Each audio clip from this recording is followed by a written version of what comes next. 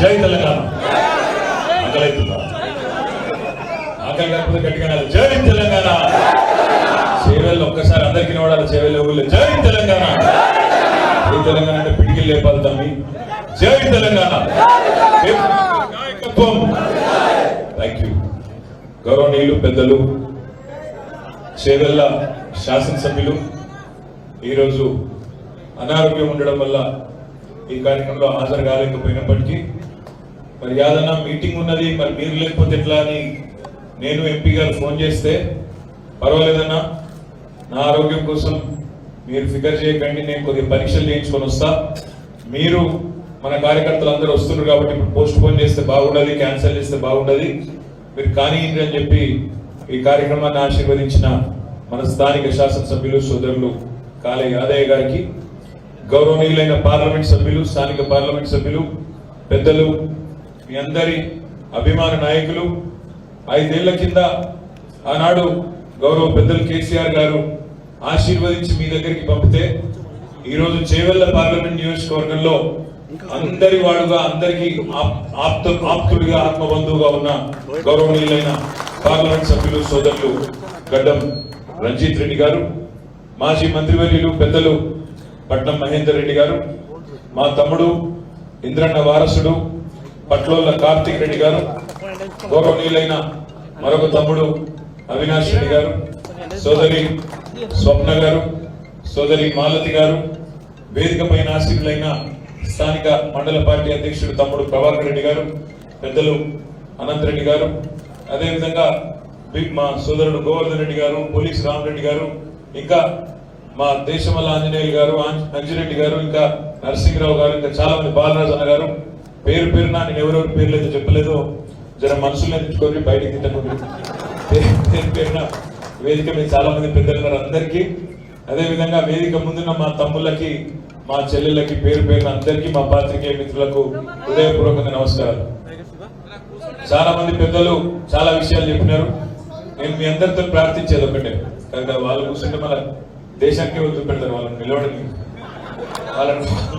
వాళ్ళని కూర్చోబెట్టే పని చేయకూడదు. నాకు ఒక మాట మేమందరూ మాట్లాడుతుంటే ఒకటే అనిపించింది, మనకి నిజంగా ఏం జరిగింది అసలు ఆలోచించుకుంటే, పెద్ద ఇంత బీరిపోయేందుకు, బాధపడేందుకు, కింద మీద అయ్యేందుకు ఏం బాధ అయింది? ఏం జరగలేదు, ఏం ఇబ్బంది ఏం లేదు. 14 ఏళ్ల పాటు కారు బ్రహ్మాండంగా ఉద్యమం ఉరికింది, ఇక్కడి నుంచి ఢిల్లీ దాకా ఉరికింది. ఆ తర్వాత 10 ఏళ్ల పాటు కారు మొత్తం తెలంగాణలోని గల్లీ గల్లీలో ఉరికిందంటే 24 ఏళ్ల పాటు కారు బ్రహ్మాండంగా 100 కిలోమీటర్ల స్పీడ్ తో ఉరికినాక కొన్ని రోజులు సర్వీసింగ్ పోయింది, అంతే, ఏం కాలేదు, జస్ట్ సర్వీసింగ్, ఆయిల్ కొట్టేయాలి, క్లచ్ ప్లేట్లు మారవాలి, జర్ర బందోబస్తుగా మళ్ళీ అన్ని సెట్ చేసుకొని మళ్ళా చేవెళ్ళ హైవే ఎక్కితే పార్లమెంట్ ఎన్నికల్లో రైమని 100 కిలోమీటర్ల స్పీడ్ తో ఉడతారు. రేపటి రోజున రంజిత్ రెడ్డి గారిని గెలిపించుకొని మళ్ళా మనకి ఏ గాలే బాగానే ఉన్నామనే మాట మనమే చెప్పే ఒక బంగారు అవకాశం ముంగట్నే ఉన్నది. దీనిలో పెద్ద బాధపడవలసింది, కింద మీద కావాల్సింది ఏం లేదు. నిజానికి డిసెంబర్ 3 నాడు ఎన్నికల ఫలితాలు వచ్చిన రోజు నేను ఆ రోజు మన సోదరులందరికీ చెప్పిన, రాష్ట్రంలో ఉండే ప్రజలందరికీ కూడా చెప్పిన, ఇప్పుడు మళ్ళీ యాడ్ చేస్తా ఉన్నాను. ఆ రోజు ఏం చెప్పినామంటే, మాకు ప్రజలు 2 సార్లు 14లో అవకాశం ఇచ్చిండ్రు, 18లో అవకాశం ఇచ్చిండ్రు, 10 ఏళ్లు ప్రభుత్వాన్ని నడిపే, రాష్ట్రాన్ని నడిపే అవకాశం ఇచ్చిండ్రు, వాళ్ళకి ఎప్పటికీ రుణపడి ఉంటాం. ఈసారి కొత్త పాత్ర ఇచ్చిండ్రు, ప్రతిపక్ష పాత్ర ఇచ్చిండ్రు, తప్పకుండా ఆ పాత్రలో కూడా ప్రశ్నిస్తూ బలమైన ప్రతిపక్షంగా ప్రజల తరపున గొంతు వినిపిస్తూనే ఉంటామనే మాట చెప్పినాం. ఇవాళ కూడా ఇప్పుడు తమ్ముడు కార్తీక్ రెడ్డి చెప్పిన, సోదరులు ఎంపీ గారు రంజిత్ రెడ్డి గారు చెప్పిన ఒకటి వాస్తవం, బలమైన ప్రతిపక్షం, అందులో తెలివైన ప్రతిపక్షం ఉంటే ఎక్కువ పనులు జరుగుతాయి, ప్రభుత్వంలో ఉన్నదానికంటే ఎక్కువ పనులు అయితే మాట నేను విజ్ఞప్తి చేస్తాం. ఇది మర్చిపోవద్దు, ఎందుకంటే తెలివైన వాడు, అందులో కేసీఆర్ లాంటి తెలివైన నాయకుడు, బలమైన నాయకుడు ఉంటే అవతలున్న వాళ్ళకి ఎవరైనా సరే తప్పకుండా ఒళ్ళు దగ్గర పెట్టుకొని పనిచేయాల్సిన పరిస్థితి ఉంటుంది. వాస్తవం ఏంటి? నిజానికి మా చెల్లెలు స్వప్న చెప్పింది, అన్నా కొద్దిగా పార్టీని కూడా మంచిగా గత 10 ఏళ్లలో జోడెద్దుల మాదిరిగా పార్టీని, ప్రభుత్వాన్ని నడిపింటే బాగుంటుండే. కొద్దిగా ఇటువంటి మీటింగులు ఎన్నికల ముందు కూడా ఎప్పటికప్పుడు 3 నెలలకు ఒకసారి పెట్టినట్టే బాగుంటుండే. మన కార్యకర్తలు ఇంకా ఎక్కువ ఉత్సాహంతో పనిచేసే పరిస్థితి ఉంటుండే. అనే మాట చెల్లెలు చెప్పింది. ఎస్, కొన్ని జరిగినాయి. 14లో మన రాష్ట్రం అప్పుడే కొత్తగా ఏర్పడ్డది. కొత్తగా ఏర్పడ్డ రాష్ట్రంలో అప్పుడు మనం ఎన్నో మాటలు పడ్డాం. అసలు తెలంగాణలో మీకు నడపడానికి వస్తుందా, మీకు అంత తెలివి ఉందా, మీకు నాయకత్వం ఉందా, మీకు సీన్ ఉందా, ఇట్లా చాలా మాటలు మాట్లాడిన ఆ రోజు. అందుకే ఆ రోజు కసి మీద పనిచేసినాం. ఒక 10 ఏళ్ల పాటు ఒక కసితోని పట్టుదలతోని మనను నవ్వేటోళ్ళ ముంగడ జారిపడొద్దు, మీకు నాయకత్వ లక్షణాలు ఉన్నాయా అంటున్న వాళ్లకు తెలంగాణను నెంబర్ 1 రాష్ట్రంగా చేసి పెట్టాలనే ఒక కమిట్మెంట్ తోని సొంత పని చేసుకుంటే, సొంత ఇల్లు కట్టుకుంటే ఎంతైతే ప్రేమతో చేస్తామో గత 10 ఏళ్ళు అట్లా కమిట్మెంట్ తో పనిచేసినాం. కాబట్టి ఇవాళ తెలంగాణ భారతదేశంలో ఎన్నో రంగాలలో నెంబర్ 1 గా ఉన్నది అనే మాట కూడా నేను ఈ సందర్భంగా మీకు విజ్ఞప్తి చేస్తా ఉన్నాను. సరే, ఆ కమిట్మెంట్ లో రాష్ట్రం కోసం పనిచేసుకుంటా పోయే క్రమంలో ఒక మాట అనుకున్నాం. ఏమనుకున్నాం? కింద వార్డు మెంబర్ నుంచి మొదలు పెడితే పైన పార్లమెంట్ మెంబర్ దాకా అందరూ మనోళ్ళే ఉన్నారు కదా. వార్డు మెంబర్లలో 90% మనోళ్ళే, సర్పంచ్లలో 80% మనోళ్ళే, అదే విధంగా ఎంపీటీసీలు మనోళ్ళే, జెడ్పీటీసీలు మనోళ్ళే, ఎంపీపీలు మనోళ్ళే, ఎమ్మెల్యేలు మనోళ్ళే, ఎమ్మెల్సీలు మనోళ్ళే, ఎంపీలు మనోళ్ళే, ప్రభుత్వమే మనది, మున్సిపాలిటీలు, జెడ్పీటీసీలు మొత్తం మనోళ్ళే ఉంటారు కదా. కాబట్టి కిందికెళ్ళి మీ దాకా మనమే ఉన్నాం. మరి మన నాయకులు మాట్లాడితే, మన మంత్రులు మాట్లాడితే, మన ఎమ్మెల్యేలు మాట్లాడితే, మన గౌరవ ప్రజాప్రతినిధులు మాట్లాడితే పార్టీ మాట్లాడినట్టు కాదా, ఇది పార్టీ గొంతు కాదా, పార్టీ మంచిగానే ఉంది కదా అనుకొని ఒక వేగంగా పనిచేసుకుంటూ పోయే క్రమంలో ముంగట పోయినాం. కానీ ఒక చిన్న పాయింట్ మిస్ అయిన మనం వాస్తవమే. ఒకవైపు పార్టీలో కొంతమంది పదవుల్లో లేని నాయకులు, ఉద్యమంలో మొదటి నుంచి ఉన్న నాయకులు ఉన్నారు, మధ్యలో వచ్చిన వాళ్ళు ఉన్నారు, ప్రభుత్వంలోకి వచ్చిన తర్వాత వచ్చిన వాళ్ళు ఉన్నారు, రకరకాల సందర్భాల్లో వచ్చిన వాళ్ళు ఉన్నారు. వాళ్ళందరినీ సమన్వయం చేయడంలో, వాళ్ళందరినీ కోఆర్డినేట్ చేయడంలో మాత్రం కొంత లోపం జరిగిన మాట వాస్తవం. తప్పకుండా బలంగా ఆ లోటును పూడ్చుకునే ప్రయత్నం బలంగా భవిష్యత్తులో చేసే బాధ్యత నేను తీసుకుంటా అని చెప్పి కూడా మీ అందరికీ సందర్భంగా హృదయపూర్వకంగా విజ్ఞప్తి చేస్తాం. తప్పకుండా మనం ఇంకా చాలా పనులు చేయవలసిన అవసరం ఉంది. ఏం జరిగింది నిజానికి? ఒకవైపు మనమేమో సరే, కొంత రాజుగారి పాలకత కూడా జరిగింది మీ చేవలలో. రాజుగారి పాలకత తెలుసా మీకు? రాజుగారి ఇంట్లో పెళ్లి అవుతారు. రాజుగారు ఏం చెప్పారు? మరి లగ్గం అంటే పాలకోవాలి వేయాలి, పాలు పెట్టాలి, ఛాయ్ పోయాలి, వచ్చిన మధ్యలో మర్యాదలు చేయాలి. సరే, అందరూ పాలు పోయి మా ఇంటి కూడా పెద్ద గిన్నె పెడతాం, పెద్ద దాన్ని ఏమంటారు, పాలు గంగాలం.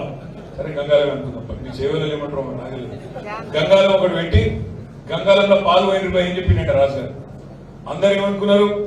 మా అవినాష్ రెడ్డి ఏమనుకున్నాడు అంటే కార్తీక్ అన్న చేస్తారని అవినాష్ అనుకున్నాడు. అనుకుని ఆయన పోయి నేను ఒక్కరిని పోయకపోతే ఏమవుతుందని నీళ్ళు పోసిండు. కార్తీక్ ఏం చేసిండు? మా అవినాష్ గారు వస్తాడులే అని కార్తీక్ కూడా నీళ్ళు పోసిండు. మహేందర్ అన్న ఏం చేసిండు? ఇద్దరు పొడయాలు చేస్తారులే మహేందర్ అన్న పోయి ఆయన నీళ్ళు పోసిండు. ఆఖరికి స్వప్న ఏం చేసింది? మా అన్నలు అందరు ఉన్నారు, వాళ్ళు చేస్తారులే అని ఆయన కూడా నీళ్ళే పోసింది. మొత్తం ఆఖరికి చూస్తే నీళ్ళే ఉన్నాయి, పాలు లేవు. నువ్వు చేస్తావా, నేను చేస్తావా, నువ్వు ఎంపీటీసీ చేస్తారని సర్పంచ్ చేస్తారు, ఎంపీటీసీ ఇద్దరు పదవులు వాళ్ళు తీసుకుంటారు. నాకేమిటి? దాని ఆయన గ్రామ శాఖ అధ్యక్షుడు ఎవరది, వాళ్ళు కొద్దిగా నిర్లిప్తత.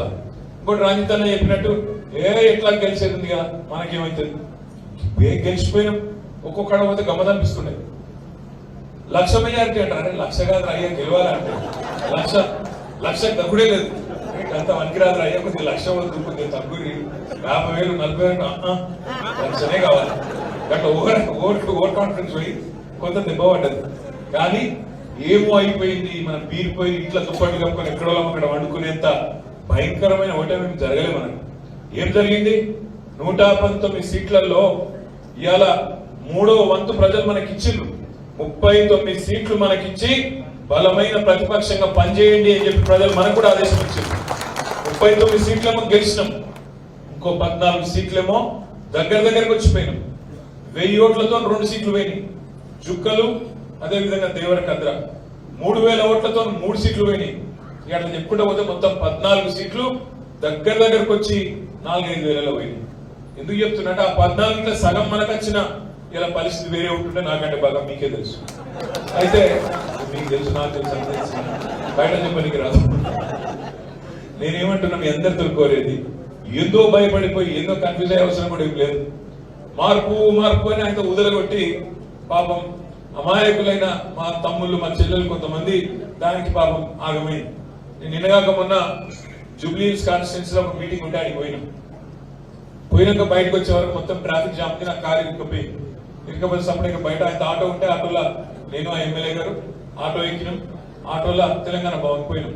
ముచ్చట పెట్టుకుంటే పోయి నా తమ్ముడితో ఏం పేరు తమ్మి అంటే అన్న నా పేరు శాంతం రమేష్ అన్న. ఏ ఊరు అంటే హైదరాబాద్ 25 ఏళ్ళకి చిన్నగా నాది ఆలేరు, అక్కడ మూటకొండూరు అని ఒకటి ఉంటుంది ఊరు, ఆ ఊరు నాది. మరి ఏమైతుంది ఏం సంగతి అంటే మార్పు అని వేసినామన్నా మా కొబ్బరి ఉంచుకున్నాడు అని చెప్పి అలా 6.5 లక్షల మంది ఆటో అన్న తమ్ముళ్ళు ఏ ఊరికైనా ఉండండి ఆటో వాళ్ళకి ఇంకొకసారి టచ్ అయింది అంతే పొల్లు తిరుగుతాను ఇదే మార్పు అయ్యారు అంటే ఏమైంది మీరు చూడు. ఇప్పుడు మీరు ఊళ్ళో పోయి రైతులను అడుగుతుంది, రైతుల దగ్గర కోరండి. ఇప్పుడు మా బాలరాజు అని చెప్పి లక్షల సత్యం వెంకకెళ్ళి కృష్ణారెడ్డి చెప్తుండే ఇప్పుడు నాకు సేవల అన్న నిన్న సేవలలో పొద్దున 10:30 కరెంట్ పోయిందంటే సాయంత్రం 5 గంటలకు వచ్చిందా 5 గంటలకు వచ్చిందని చెప్తుండే.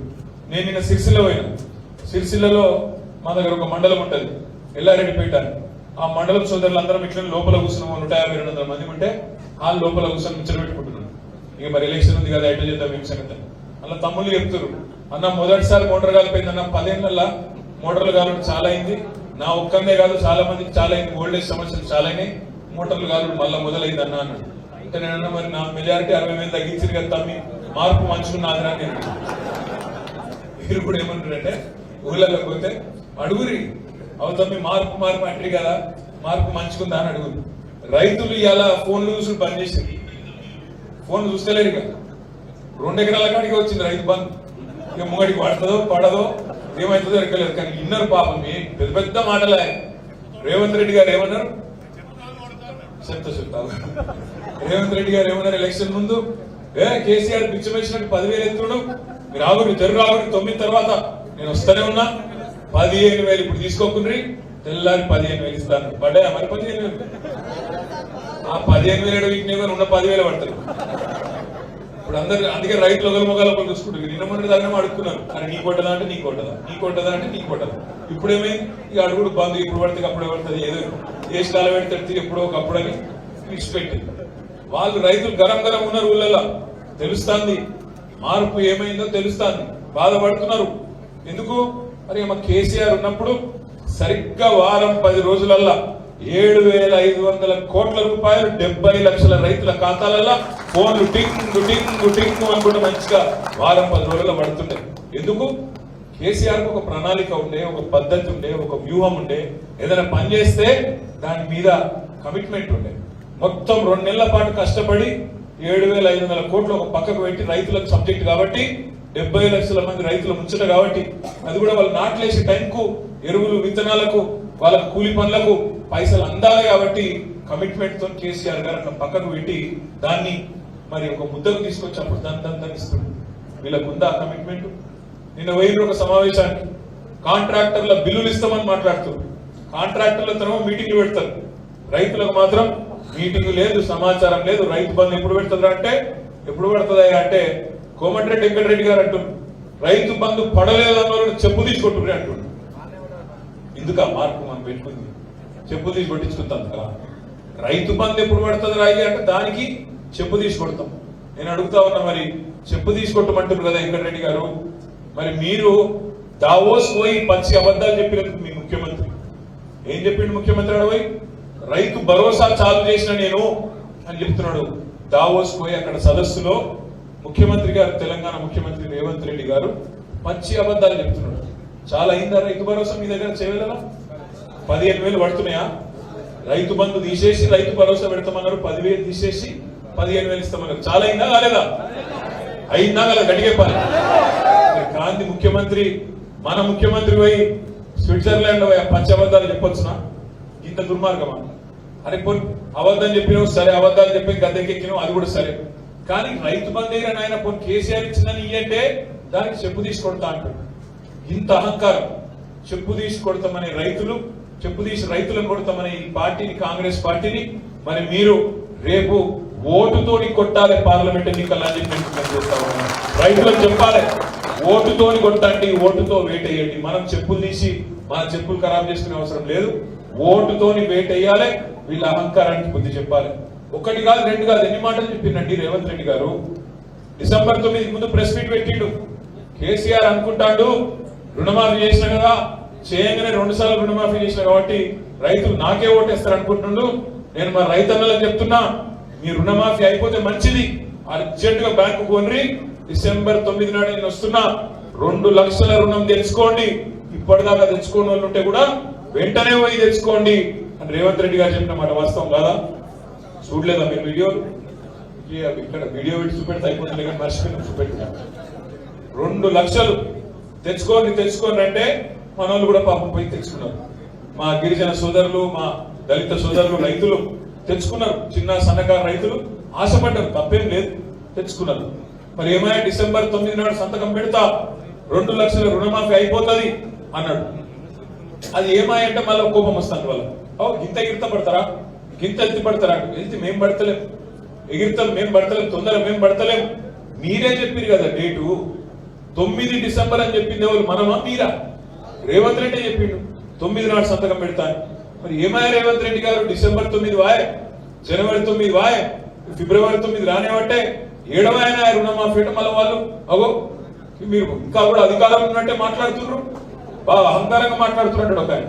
నేను అంటున్నాం, అయ్యా మేము అధికారం ఉన్నామని మేము అనుకుంటలేము, మీరు అనుకుంటున్నారు మేము అధికారం ఉన్నామని. ఇంకా కూడా మీరు చూడరు, అసెంబ్లీ చూడరు, వాళ్ళు లేచి వాళ్ళు నేను ప్రభుత్వాన్ని ప్రశ్నిస్తున్నాడు ముఖ్యమంత్రి. అరే నాయన నువ్వే ముఖ్యమంత్రి అయ్యా, నువ్వెవరిని ప్రశ్నిస్తావు? నిన్ను నువ్వే ఎవరెవరిని ప్రశ్నించాలి స్వామి? లేచి నేను ప్రభుత్వాన్ని ప్రశ్నిస్తున్నా. పాప ఆయన ఇంకా అలవాటు అయితే లేదు పాత్ర. అందుకే లేచి హరీష్ రావు గారిని మంత్రి గారు మాట్లాడుతారు. ఒక ఆయన కాదు నాయన నువ్వు మంత్రి. ఆ జూపల్లి కృష్ణారావు లేచి హరీష్ రావు గారిని పట్టుకుని ఆర్థిక శాఖ మంత్రి గారిని అడుగుతున్నాడు. నాయన ఆయన కాదు, ఆయన మాజీ మంత్రి అంటే ఆయనకు అర్థమైంది. బాధ ఏంటంటే వాళ్ళు అనుకుంటలేరు, వాళ్ళ అధికారం ఉన్నా మనం వాళ్ళే అనుకుంటలేరు. ఇంకా మనమే అధికారం ఉన్నట్టు ఇంకా మనమే ప్రశ్నిస్తాం. వాళ్ళకి యాద్ చేద్దాం. మనం కళ్యాణ లక్ష్మి చెక్కులు ఇదివరకు మనం ఇచ్చేటోళ్ళు. వీళ్ళందరూ జెడ్పీటీసీ ఎంపీలు, సర్పంచులు, మీ ఎంపీ గారు, మీ ఎమ్మెల్యే గారు చెక్కులు ఇచ్చేది. ఏమన్నారు వాళ్ళు? ఇంత కళ్యాణ లక్ష్మి ఇస్తారా? తులం బంగారం ఇస్తామన్నారు. మరి అడగద్దా తప్ప? తులం బంగారం ఎప్పటి నుంచి ఇస్తారని అడుగుతున్నాం మనం. మేమే అంటలేము, ఎప్పటి నుంచి ఇస్తారా మీరు చెప్పురే అంటే దానికి మళ్ళా టైం ఇయరా ఇస్తాం పోయి మేము ఏమంటున్నాం. ఇట్లా మా సార్ చెప్పిండు కేసీఆర్ 100 రోజులు ఏమనుకున్నారు ఆయన వీళ్ళను. ఎందుకంటే 100 రోజులు పాపం వాళ్ళు కూడా కుర్చీ చదువుకోవాలి, అన్ని చూసుకోవాలి, లెక్కపత్రం అంటే సరే మేము కూడా గమనున్నాం, ఏమనలే. ఇందుకు అనంత నిజంగా కూడా అక్కసు వెళ్ళగక్కినట్టుంటది. ప్రజలు మనకు 15 ఇచ్చారు, అలాగో 3 నెలలు 100 రోజులు టైం ఇస్తే తప్పేం కాదని అనుకున్నాం. అనుకొని మేమేం మాట్లాడలేదు. మొదలు 3-4 రోజులు మంచిగా మర్యాద మన గడ్డం ప్రసాద్ కుమార్ గారిని స్పీకర్ చేస్తుంటే నేనే పోయినా మన పార్టీ నుంచి ఏకగ్రీవం చేయాలని ఫోన్ చేసి, తప్పకుండా చేద్దాం, మేము నిర్మాణాత్మకమైన ప్రతిపక్షం ఉంటాం, మీకు ఇలా ప్రజల అవకాశం ఇచ్చారు, మీరు నడుపురు, మాకేం బాధ లేదు, మాకు 10 ఏళ్ళు ఇచ్చారు, మీకు 5 ఏళ్ళు ఇస్తారు, నడుపుని మంచిగా మరి ఇచ్చిన హామీలన్నీ నెరవేర్చుకోండి, నెరవేర్టండి అని చెప్పి పోయి నేను కూడా సంతకం పెట్టిన. ప్రసాద్ అన్న స్పీకర్ అవుతుందంటే వికారాబాద్ ఎమ్మెల్యే సంతోషం అని చెప్పి సంతకం కూడా పెట్టచ్చు. గంత మర్యాదగా ఉన్నాం మనం. అసెంబ్లీకి పోయినాం, అసెంబ్లీ పెట్టి ఇక పెట్టినాక గవర్నర్ గారిని పిలిచి మాట్లాడించారు. ఇక గవర్నర్ ప్రసంగం ఎట్లుండే అంటే ఇంత గలీజ్ ఉండే అంటే ఒక సామాన్య కాంగ్రెస్ కార్యకర్త కూడా ఎలక్షన్లో గంత హీనంగా మాట్లాడు, గంత దుర్మార్గమైన ప్రసంగం పెట్టిదారు. ఏమన్నారల్లా? కేసీఆర్ మొత్తం నాశనం చేసిండు, తెలంగాణ వ్యవసాయం నాశనం చేసిండు, విద్యుత్ రంగం నాశనం చేసిండు, అప్పుల పాలు చేసిండు, రాష్ట్రం దివాలా తీయించిండు అని మాట్లాడి గిన్ని దివాలా కోరు మాటలు మాట్లాడిన గుక్కుటమ్మ మన నాయకుడిని. అందుకే ఆ రోజు శాసనసభలో లేచి ఇక వాళ్ళు మాట్లాడుతుంటే మాకు కూడా గొంతింపక తప్పలేదు. మేము విమర్శ చేయొద్దు అనుకున్నాం, 100 రోజులు మాట్లాడొద్దు పాపం కొత్త ప్రభుత్వం కదా అనుకున్నాం. ఇక మేము లేచి మేము కూడా మాట్లాడాం. నేను మాట్లాడిన, జగదీష్ రెడ్డి గారు, హరీష్ రావు గారు అందరం మాట్లాడినాం. మీరు చూసిరా లేదా అసెంబ్లీ? మంచిగా మాట్లాడినాం మనలో. మరి కేసీఆర్ గారు పంపించిన 3 సైనికులు మాట్లాడితేనే రేవంత్ రెడ్డి తట్టుకోలేకపోతున్నాడు. ఏమంటాడు పాపం, మనం ఇంటర్వ్యూలు ఎత్తుకుంటుండు, నేను ఇంకా కుర్చీ చదువుకోలేదు, బావబామరులు వచ్చి అటొక చెప్పు ఇటొక చెప్పు వాయిస్ మరి మేము మాట్లాడితేనే గట్టుంటే మరి కేసీఆర్ దిగితే ఎట్టుంటది ఆలోచన. అంటున్నాను, మనం బేజారయ్యేదేం లేదు, మనం బేజారయ్యేదేం లేదు. మళ్ళా కేసీఆర్ సార్ ఫిబ్రవరి 1 రోజు ప్రమాణ స్వీకారం చేస్తున్నాడు. బడ్జెట్ సెషన్ కూడా హాజరవుతాడు. రంజిత్ రెడ్డి ప్రచారం కూడా వస్తాడు కేసీఆర్. తప్పకుండా మళ్ళీ మన నాయకుడు బయటకు వచ్చి ఆ రేపటి రోజు పార్లమెంట్ ఎన్నికల్లో ప్రచారం చేసే ప్రతి సందర్భాన్ని తప్పకుండా మనం అన్ని విషయాలు చెప్పాలి ప్రజలకు కూడా మళ్ళీ ఒకసారి. సరే, అప్పుడు నాయకుడు, మన పార్టీ నాయకులు, మన పెద్దలు కేసీఆర్ గారు వచ్చే నాటికి చెప్తా వచ్చే నాటికి మరి అప్పటికి చాలా కాలం కూడా గడుస్తుంది. 75-100 రోజులు దాటిపోతుంది, 100 రోజుల పైన దాటిపోతుంది. 100 రోజులు మార్చి 17కు నిండుతాయి. ఎన్ని మాటలు చెప్పారు 100 రోజులు చేస్తామన్నారు. ఇప్పుడు రంజిత్ అన్నాడు 2 హామీలు అమలు చేసినాను, 2 హామీలు అమలు చేయలేదు. వాళ్ళు ఇచ్చింది 6 గ్యారంటీలు 100 రోజుల్లో చేస్తామని, అవి కాకుండా మరొక 414 హామీలు ఇచ్చారు. మొత్తం 420 హామీలు ఇచ్చారు కాంగ్రెస్. నేను అంటలేకపోయి వాళ్ళు 420 కాలని మీరు అనవసరంగా నా మీద పడతాం పెట్టకపోతే మళ్ళీ తెల్లని మళ్ళీ కూడా అంటే కేటీఆర్ అంటే ఆయన మళ్ళీ తిట్టినాడు. నేను తిట్టలేదు. మీరు ఇచ్చిన హామీలు యాడ్ చేస్తున్న 420 హామీలు మీరు ఇచ్చిర్రు. యూత్ డిక్లరేషన్, మహిళా declaration, SC declaration, ST declaration, రైతు డిక్లరేషన్, ఇంకేదో మశానం డిక్లరేషన్, ఏది పట్టా చెప్పారు. అన్ని చెప్తే అన్ని కూడితే నేనే 420 హామీలు 420 హామీలు. మనం ఏమంటున్నాం ఇప్పుడు? ఆ 420 హామీలు ఎట్లా అమలు చేస్తారు, ఎప్పటి లోపల అమలు చేస్తారు? అమలు చేయకపోతే ఇచ్చి పెట్టాం. తప్పకుండా కాంగ్రెస్ పార్టీని బట్టలిప్పి చేవెళ్ళ చౌరస్తాలో నిలబెడతాం. కాంగ్రెస్ పార్టీని తప్ప బలమైన ప్రతిపక్షం ఉంటే గదే ఉంటుంది. మరి ఇప్పుడు నాకు వచ్చినప్పుడు మహేంద్రనే చెప్తుండు, అన్న నేను జిందగీ మొత్తం ప్రతిపక్షంలోనే కొట్లాడినా అన్నాడు. ఎట్లుంటది అన్న? ప్రతిపక్షంలోనే మజా ఉంటుంది అన్న అన్నాడు. చూద్దాం, ఆ పాత్ర చేసినాం, ఇప్పుడు ఈ పాత్ర కూడా చేద్దాం. నాకు ఇంకో పని లేదు.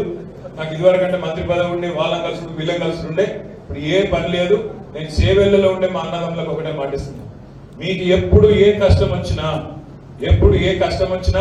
ఎవడన్నా కేసు పెట్టినా బెదిరించినా హైదరాబాద్ కూతబేట దూరంలో ఉన్నారు. మీరు ఎప్పుడు పిలిస్తే అప్పుడు అందరం వచ్చి మీ దగ్గరికి వాలిపోతాం, మీకు అండగా నిలబడతాం. ఎవరికి భయపడకండి, ఎవరు బెదిరించినా బెదరకండి, భయపడకండి.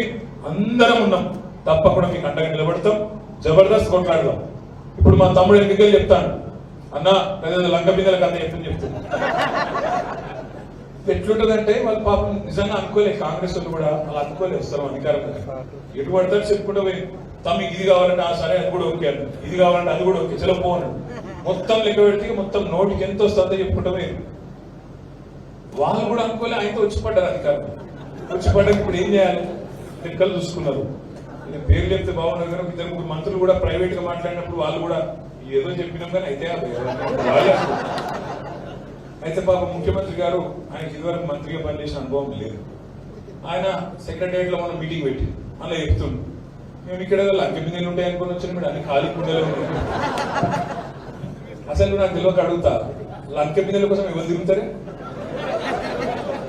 లంక బిందెలు 7 ఉంటాయి. పాడుపడ్డ గుళ్ళల్లా, పాడుపడ్డ కోటలల్లా, పాడుపడ్డ గడీలల్లా గన్లుంటాయి. ఎవరు తిరుగుతారు వాటి కోసం? గడపారలు పట్టుకొని, తడపారలు పట్టుకొని అర్ధరాత్రి ఎవ్వడు కనబడకుండా మంచిగా దుప్పటి కప్పుకొని పోయి కొంతమంది సాటులు అవుతా ఉంటారు. వీటి కోసం అంటే సెక్రటరియట్కి వచ్చినట్టు తీసుకొని డోళ్ళ చేత రాష్ట్రం అంటే సరే నడవని, వాళ్ళు నడపని, మనకేం ఇబ్బంది లేదు, మనకేం ఈర్ష లేదు, ద్వేషం లేదు. ప్రజలు మనకు 10 ఏళ్ళు ఇచ్చారు, వాళ్ళకి 5 ఏళ్ళు ఇచ్చారు. మరి 5 ఏళ్ళు నిలుపుకుంటారా?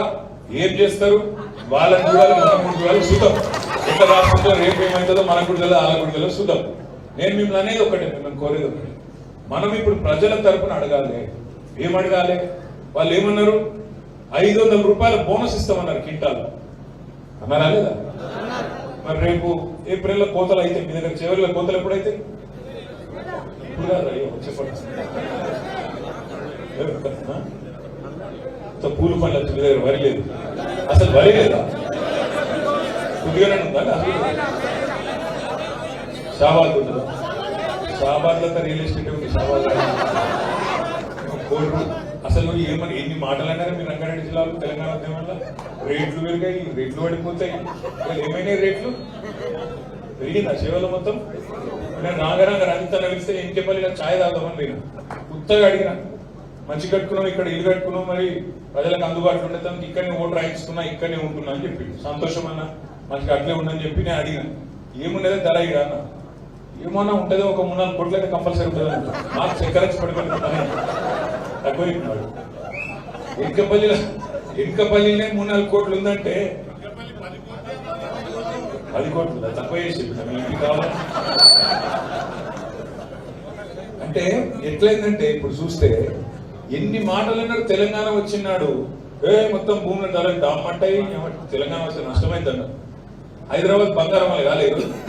హైదరాబాద్ లో 1 గజం భూములలో కూడా ఇలా బంగారం లేదు పరిస్థితి. ఎట్లయింది హైదరాబాద్? అమెరికాకి వెళ్ళి వచ్చిన రజనీకాంత్ చెప్తుండు చెన్నైకి వెళ్ళి వచ్చి, ఇది హైదరాబాద్ కాదు న్యూయార్క్ అనిపించింది నాకు, సూపర్ స్టార్ రజనీ కూడా చెప్తుండు. కానీ ఇక్కడ ఉన్న మన ప్రతిపక్ష గర్భిణీలకు మాత్రం అర్థమైంది అట్లా అయింది పరిస్థితి. సరే మంచి చేసినాం, మంచిగా పని చేసినాం, దురదృష్టం రకరకాల కారణాలతో స్వల్ప తేడాతో ఓడిపోయినందుకు భయపడేది లేదు, బాధపడేది లేదు, బెదిరిపోయేది అంతకంటే లేదు. అక్కడక్కడ ఉంటాయి, ఒక సర్పంచ్ని గుంజుకపోతారు, ఒక ఎంపీటీసీ గుంజుకపోతారు, వాళ్ళని బెదిరిస్తారు, వీళ్ళని బెదిరిస్తారా, నీ బిల్లా పెడతా అంటారు, నీ మీద కేసు పెడతా అంటారు. కొంతమంది పోయేటోళ్ళు పోతారు, దానికి బాధపడకూడదు. ఎందుకంటే ఎందుకు చెప్తున్నా అంటే ఒకలో ఇద్దరో ముగ్గురో నలుగురో నాయకులు పోయినంత మాత్రాన ఇక్కడ వేల లక్షల మంది చాకులు లాంటి కార్యకర్తలు ఉన్నారు. ఇళ్ళకెళ్ళే మళ్ళీ కొత్త నాయకత్వాన్ని తయారు చేసుకుందాం. పోయేటోళ్ళని పోనీ ఏ బాధలు, పోయేటోళ్ళు ఎవరైనా పోతే తప్పకుండా పోనీకి వాళ్ళని నవ్వాడుకుంది పట్టుకొని అప్పుడు బలవంతంగా వాళ్ళకి బద్దలు కట్టుడు వద్దే వద్దు. పోయేటోళ్ళు పోని క్లీన్ గా ఫ్రెష్ గా మంచిగా కొత్త తరం నాయకత్వాన్ని తయారు చేసుకుందాం. మీరు అండగా నిలబడండి సల్మాన్, మీరు గట్టిగా అండగా నిలబడండి, ధైర్యం ఇవ్వండి అన్న, మీరు ముంగటి నడవండి అనండి. కిందికెళ్ళి మీ దాకా మంచిగా కమిటీలు వేసుకుందాం. గ్రామ స్థాయి నుంచి, మండల స్థాయి నుంచి, బూత్ కమిటీ నుంచి పునర్నిర్మాణం చేసుకుందాం. రాష్ట్ర కమిటీ దాకా, పల్లెట్ బ్యూరో దాకా మంచిగా కొత్తగా వేసుకుందాం. ఒక్కటే పని చేద్దాం, కాంగ్రెస్ పార్టీని ప్రజాక్షేత్రంలో చీల్చి చెండాడుదాం. ప్రజలకు ఇచ్చిన హామీలు నిలబెట్టేదాకా, ఒక్కొక్క హామీ నిలబెట్టేదాకా వెంటాడుదాం. తప్పకుండా నాకైతే విశ్వాసం ఉంది. ఎక్కువ సమయం పట్టదు. ఇప్పటికే ప్రజలు చూస్తున్నారు, బస్సులలో మరి లేడీస్ కొట్టుకుంటుంటే మనకు చూస్తే మనకే మంచిగా అనిపిస్తలేదు. అటు బస్సులలో లేడీస్ బాధపడుతున్నారు, ఇటు టికెట్ కొనుక్కున్న మొగోళ్ళు కూడా బాధపడతారు, బయట ఆటో వాళ్ళు బాధపడుతున్నారు, ఊళ్ళో పోతే రైతులు బాధపడతారు. కాబట్టి రాష్ట్రంలో ఈరోజు అప్పటికే ఇంత 50 రోజుల స్వల్ప వ్యవధిలోనే ఈ ప్రభుత్వం కావాల్సినంత వ్యతిరేకత ముట్టగట్టుకున్నది. ఇంకా కూడా తప్పకుండా రాబోయే రోజుల్లో జరుగుతాయి. ఇప్పుడు మా రంజిత్ రెడ్డి అన్న ఒక మాట చెప్పింది, నేను సవరించబోతా ఉన్నా. మీరు తప్పు చెప్పారు. లెక్క మహాలక్ష్మి అనే పథకం, ఒక్క మహాలక్ష్మి అనే పథకం, నేను మీ నాయకులందరినీ కూడా కోరుతున్నాను, మీరు మాట్లాడేటప్పుడు లెక్కలు కరెక్టే చెప్పాలి. మనం మాట్లాడేటప్పుడు ముఖ్యంగా, ఎందుకంటే వేదిక ముందు కూర్చున్న మన తమ్ముళ్ళు కానీ చెల్లెళ్ళు కానీ వాళ్ళు కరెక్ట్ వినాలి, వాళ్ళు కరెక్ట్గా అర్థం చేసుకోవాలి, కింద కూడా కరెక్ట్గా చెప్పాలి. మహాలక్ష్మి ఒక్క పథకం, అందులో 3 ఉన్నాయి. ఫ్రీ బస్ ఉన్నది, 500 రూపాయలకి సిలిండర్ ఉన్నది, నెలకు 2500 రూపాయలు ఇచ్చే ఇంకో కార్యక్రమం కూడా ఉన్నది. మొన్న ఓట్ల లెక్క ప్రకారం శాసనసభలో మన రాష్ట్రంలో మహిళలు 18 ఏళ్లు నిండిన మహిళలు 1,57,00,000 మంది ఉన్నారు. ఒకరు కాదు, ఇద్దరు కాదు, 1,57,00,000 మంది ఉన్నారు. మీరేం చెప్పారు ఎన్నికలలో? ప్రతి మహిళకు నెలకు 2,500 ఇస్తామని చెప్పారు. మరి ఇవాళ ఎదురు చూస్తున్న వాళ్ళు ఎంతమంది అంటే 1,57,00,000 మంది మహిళలు. 1,57,00,000 మంది మహిళలకు మరి నెలకు 2,500 ఇస్తే నెలకే 4,000 కోట్లు అవుతుంది. సంవత్సరానికి 48,000 కోట్లు అవుతుంది. ఒక్క పథకం 48,000 కోట్లు అవుతుంది. సరే, అందులో మీరు అన్నట్టు మా బాలరాజు అని చెప్పిండు, ఎవరు చెప్పారు యాదకి లేదు నాకు, కొన్ని ఫిట్టింగ్లు పెడతారు. నీ ఇంట్లో టీవీ ఉంటే బంధు, నీ ఇంట్లో ఎవరు చెప్పారు ఇది బందట అది బందట కొరిలు పెడతారు. మరి మనం ఊకుందాం సపరేక. నువ్వు ఎందుకు చెప్పలే ఎలక్షన్ ముంగట సంతకాలు పెట్టి, ఉప ముఖ్యమంత్రి ముఖ్యమంత్రి సంతకాలు పెట్టి గ్యారంటీ కార్డు ఇచ్చింది, నాది గ్యారంటీ సంతకాలు పెట్టించింది. మరి ఉత్తరం ఉన్నాయాలి అబ్బలేద్దాం. మరి ఎలక్షన్ల ముంగట ఎందుకు చెప్పలే నువ్వు? మరి కారు ఉంటే కట్టు, టీవీ ఉంటే కట్టు అని ఇదివరకు ఎందుకు చెప్పలేదు? ఆ రోజేమో ఓట్ల కోసం అందరికి ఇస్తామన్నారు. మనం ఇంటికి ఒకటే పెన్షన్ ఇస్తున్నాము అంటే ఏమన్నారు? ఆ రోజు 200 పెన్షన్ 2,000 చేసినాము, కాబట్టి భార్యకు భర్తకు ఇయ్యలేము, ఇద్దరు ఒకరికి ఇచ్చినా మంచిదే కదా, మీరు ఇచ్చింది 200 మేము ఇచ్చింది 2,000 కదా, 10 రెట్లు ఇచ్చినాం కదా, ఒకరికి ఇచ్చినా మీరు ఇచ్చింది అనుకంటే 10 రెట్లు ఎక్కువ కదా అన్నాం. అంటే ఆ రోజు ఏమన్నారు? ఒకరికి ఎట్లు ఇస్తారు, ఇద్దరికి ఇవ్వాలన్నారు. చెప్పిరా లేదా? 4,000 రూపాయల పెన్షన్ భార్యకు భర్తకు ఇస్తామన్నారు. ఇంట్లో కోడలు ఉంటే కోడలకు 2,500 ఇస్తామన్నారు. చెప్పిండ్రా? చెప్పలేదా మీరు? మరి రేపు ఒప్పుకుందాం సపరేక. భార్యకు భర్తకు ఇద్దరికి 4,000 ఇవ్వాలన్నా వద్దా? ఇవ్వాలి.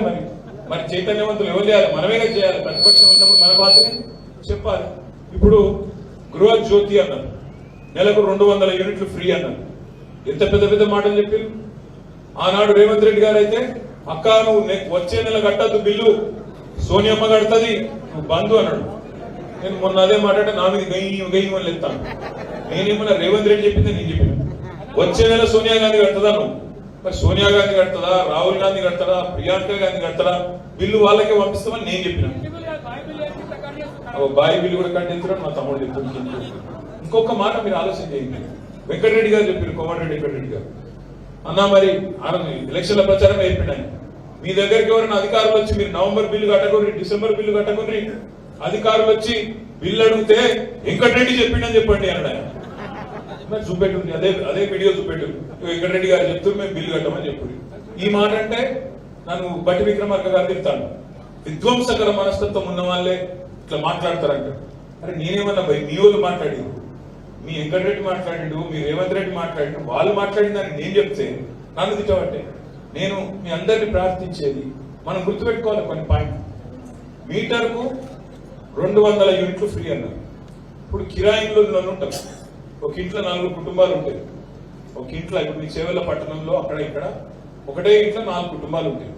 రేపటి రోజు 4 కుటుంబాలకు అలగల మీటర్లు ఉంటాయి కదా కిరాయిలలో, మరి అందరికి ఇవ్వాలి కదా, ఇవ్వకపోతే మనం కొట్టాడాలి కదా. ఇవన్నీ కూడా మనం దయచేసి ఇప్పటి నుంచే తయారు కావాలి.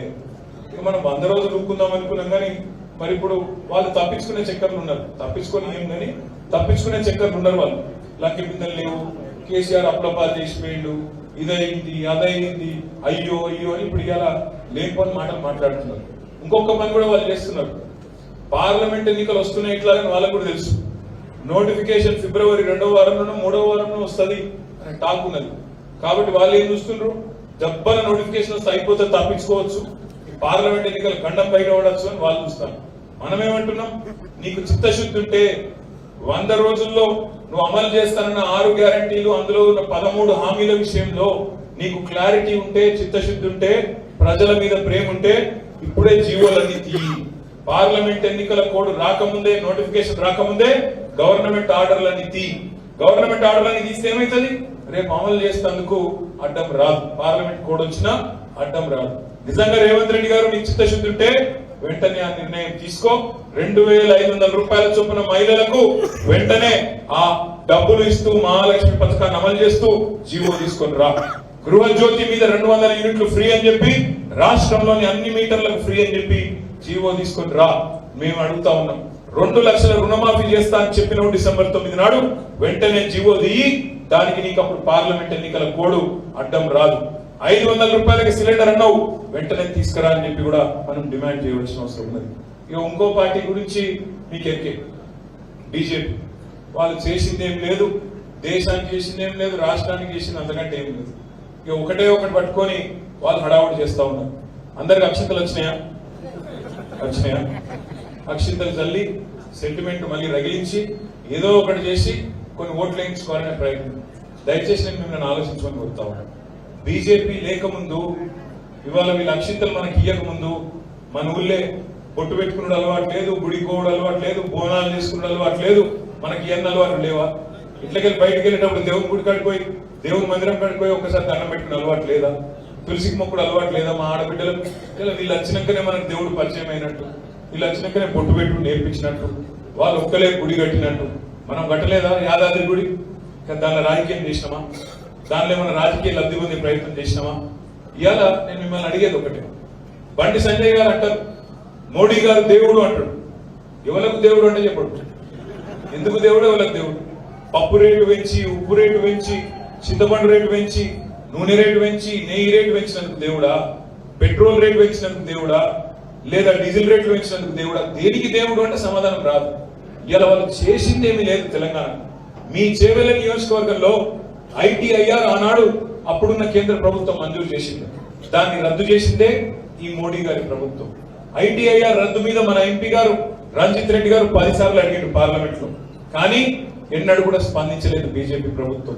ఎందుకు వేయాలి బీజేపీకి ఓటు అంటే ఇలా చెప్పేందుకు వాళ్ళ దగ్గర సమాధానం లేదు. ఏం చేసింది నీ కేంద్ర ప్రభుత్వం తెలంగాణ రాష్ట్రానికి 10 ఏళ్లలో అంటే చెప్పేందుకు సమాధానం లేదు. కేవలం ఇవాళ మేము రామ మందిరం కట్టినాం, జై శ్రీరామ్, మాకే ఓట్లు వేయండి అనే ఒకే ఒక్క మాట తప్ప, దేవుడి పేరు చెప్పి సెంటిమెంట్ కొట్టి ఓట్లు అడిగే కార్యక్రమం తప్ప ప్రజలకు, సామాన్య ప్రజలకు చేసిన పని ఏంది అంటే మాత్రం చెప్పేందుకు వాళ్ళ దగ్గర ఏం లేదు. అందుకే దయచేసి నేను మిమ్మల్ని ప్రార్థించేది, కోరేది, తెలంగాణ గొంతు పార్లమెంట్ లో వినవడకపోతే, తెలంగాణ తరపున మాట్లాడేటోళ్ళు బలమైన లేకపోతే, మళ్ళా కాంగ్రెస్, బీజేపీ, డూడు బసవన్నలను మనం మళ్ళొకసారి ఢిల్లీకి పంపితే తెలంగాణకు నష్టం తప్ప లాభం లేదు. తెలంగాణకు లాభం కావాలంటే రేపు బలంగా అక్కడ మన గొంతింపించేటోళ్ళు ఉండాలి, బలంగా మన కోసం కొట్లాడేటోళ్ళు ఉండాలి. తెలంగాణకు అన్యాయం జరుగుతుంటే గట్టిగా మాట్లాడి గల్లావట్టి నిలదీసే బలమైన నాయకుడు మీ గడ్డం రంజిత్ రెడ్డి రూపంలో ఇలా మీకున్నారు. తప్పకుండా గౌరవ పార్లమెంట్ సభ్యులు మీకు అందుబాటులో ఉండే నాయకుడు, మీకు ఆప్తుడైన నాయకుడు, మీ కష్టంలో ఆరోగ్య రథాన్ని కూడా పంపించిన నాయకుడు. అట్లాంటి నాయకుడిని మంచి మెజారిటీతో గెలిపించుకోండి. నాకు తెలుసు గ్రామాలలో మన కారు ఓవర్లోడ్ అయింది, మనకు నాయకులు ఎక్కువైపోయిన ప్రతి గ్రామంలో. అంతేనా నేను చెప్పేది కరెక్టేనా? ఎట్లుంటదంటే గ్రామాలలో ఇప్పుడు పాలూరు ఉంటుంది, పెద్ద వెంకటరెడ్డి, చిన్న వెంకటరెడ్డి, నడిపి వెంకటరెడ్డి ఉంటుంది. పెద్ద వెంకటరెడ్డి ఒక పార్టీ ఉంటే చిన్న వెంకటరెడ్డి ఇంకో పార్టీ ఉంటాడు. పక్క ఆయనకి పడదు. ఎందుకు రాబోయంటే నాకు తెలియదు, ఆయన అంటున్నాడు కాబట్టి నేను ఇంట్లో ఉంటాను అంతే. ఇప్పుడు అట్లా కుదరది. ముగ్గురు వెంకటరెడ్డిలు ఒకటే పార్టీలు ఉండాలి, కంపల్సరీ కలిసి పనిచేయాలి. మనం రేపటి రోజున మన తెలంగాణ గొంతు పార్లమెంట్ లో వినబడేటట్టు కలిసికట్టుగా పనిచేయాలని చెప్పి మీ చిన్న చిన్న వ్యక్తిగతమైన విభేదాలుంటే పక్కన పెట్టి పార్టీ ఇంట్రెస్ట్ లో, తెలంగాణ ప్రజల ఇంట్రెస్ట్ లో కలిసికట్టుగా పనిచేయాలని చెప్పి మిమ్మల్ని అందరినీ కూడా హృదయపూర్వకంగా కోరుకుంటూ, మరి మన ఎమ్మెల్యే యాదయ్య గారు కూడా తొందరగా ఆరోగ్యం బాగా వారు కూడా తిరిగి మీ అందరి మధ్యన బ్రహ్మాండంగా ఆయన ఎలక్షన్ ఎంతైతే గట్టిగా తిరిగిండో తిరగాలని కూడా కోరుకుంటూ, ఆఖరికి ఒక్క మాట, ఈ సంవత్సరంలో ఒక రంజితన్ ఎలక్షనే లేదు. దీని తర్వాత వెంటనే మీ ఎలక్షన్లు ఉన్నాయి, వెంటనే పంచాయతీ ఎలక్షన్లు ఉన్నాయి, ఎంపీటీసీ ఎలక్షన్లు ఉన్నాయి, జెడ్పీటీసీ ఎలక్షన్లు ఉన్నాయి, సొసైటీ ఎన్నికలు ఉన్నాయి, మున్సిపల్ ఎలక్షన్లు కూడా ఉన్నాయి. మీరు ఒక్క మాట మర్చిపోకండి, పార్లమెంట్ ఎన్నికల్లోనే మీరు పునాది వేసుకోవాలి మీ ఎలక్షన్. మీరు ఎవరెవరైతే కొట్టాడాలనుకుంటున్నారో మండలంలో, జెడ్పీటీసీలలో, సర్పంచ్లలో, కౌన్సిల్లో, మున్సిపల్ కౌన్సిల్లో ఇప్పుడే పునాది వేసుకోండి. ఇప్పుడు ఒక్కసారి దబ్బన మీరు తప్పు చేస్తే, ఇప్పుడు దబ్బన తప్పు చేసి మీ వార్డులో, మీ డివిజన్ లో, మీ గ్రామంలో, మీ మండలంలో కాంగ్రెస్ కో బీజేపీకో మెజారిటీ వస్తే అక్కడ మీకు పోటీగా నలుగురు నాయకులు వెంటనే తయారవుతారు. వాళ్ళకి ఆశ పుడుతుంది, అరే ఇక్కడ మెజారిటీ వచ్చింది పార్లమెంట్ ఎలక్షన్ లా, రేపు నేను గెలుస్తా అక్కడ స్థానిక సంస్థల ఎలక్షన్ లా అని చెప్పి వాళ్ళకి ఆశ పుడుతుంది. వాళ్ళు వెంటనే వాళ్ళు కూడా రంగంలో దిగుతారు. అందుకే నేను మిమ్మల్ని కోరేది, ప్రజల్లో ఆల్రెడీ ఉంది పశ్చాత్తాపం ఉంది, అయ్యో ఎంత పని అయిపోయాయనే బాధ. దాన్ని మనకు అనుకూలంగా మలుచుకోవడంలో మనమే ఇల్లు తిరగాలి. ఇంతకుముందు తమ్ముళ్ళు మాట్లాడుతూ ఎవరో ఒకరు అన్నారు, అన్న మనం ఇంటింటికి పోలేదు, కొద్దిగా సరిగ్గా వర్కౌట్ చేసుకోలేదు అన్నారు. గడ్డం వెంకటరెడ్డి చెప్పినట్టున్నాడు. ఆ పని మాత్రం ఈసారి కానీ షాబాద్ లో మా తమ్ముడు అవినాష్ అన్నాడు, అన్న కష్టపడ్డం కానీ అనుకున్న రిజల్ట్ రాలేదు లోకల్ క్యాండిడేట్ కావడం వల్ల అన్నాడు. ఈసారి క్యాండిడేట్ మరి కాంగ్రెస్ వాళ్ళు కానీ బీజేపీ వాళ్ళు కానీ మళ్ళా ఎవరు వచ్చినా తప్పకుండా ఈసారి మాత్రం కమిట్మెంట్ తో కష్టపడదాం. మన పార్టీ ఎక్కడనైతే మొన్న కోల్పోయిందో కొంత ఓటును ఈసారి తిరిగి అక్కడనే సాధించుకునే దిశగా. ఇంకొక మాట చివరికి మాత్రం నేను చెప్తా ఉన్నా, ఇప్పుడు రంజిత్ అన్న ఎలక్షన్ లో మీరు కష్టపడండి. రేపు రంజిత్ అన్న మీ అందరి కోసం ప్రతి గ్రామానికి వస్తాడు, మీకోసం తిరుగుతాడు. మీ ఎలక్షన్ లో కూడా మీకంటే ఎక్కువ కమిట్మెంట్ తోని రంజిత్ అన్న గాని, యాదన్న గాని, మహేందర్ అన్న గాని, కార్తిక్ గాని మేమందరం కూడా మీకోసం పనిచేస్తాం. రేపు స్థానిక సంస్థల ఎలక్షన్ లో మిమ్మల్ని గెలిపించుకోవాల్సిన బాధ్యత మా మీద ఉంటుంది. జెడ్పీలు కొట్టాలి, ఎంపీపీలు కొట్టాలి, మున్సిపాలిటీ గెలవాలంటే బలమైన నాయకులను మీరు ఇక్కడ గెలిపియాలి. మళ్ళా మేము బలంగా వచ్చి మీకోసం పనిచేయాలి. కాబట్టి దయచేసి ఎన్నికల సంవత్సరంలో అందరం కలిసికట్టుగా ముందుకు పోదాం. గతంలో జరిగిన పొరపాట్లను సవరించుకుందాం. అన్నింటినీ కూడా మంచిగా చేసుకొని ఒక బలమైన తెలివైన ప్రతిపక్షంగా ముందుకు పోదామని చెప్పి మీ అందరికి తెలియజేస్తూ జై తెలంగాణ. మాకు ఇంకా పరిగిదాకా పోయేది ఉన్నది కాబట్టి మాకు పోయేందుకు పర్మిషన్ ఇవ్వాలని చెప్పి కూడా కోరుతూ జై తెలంగాణ.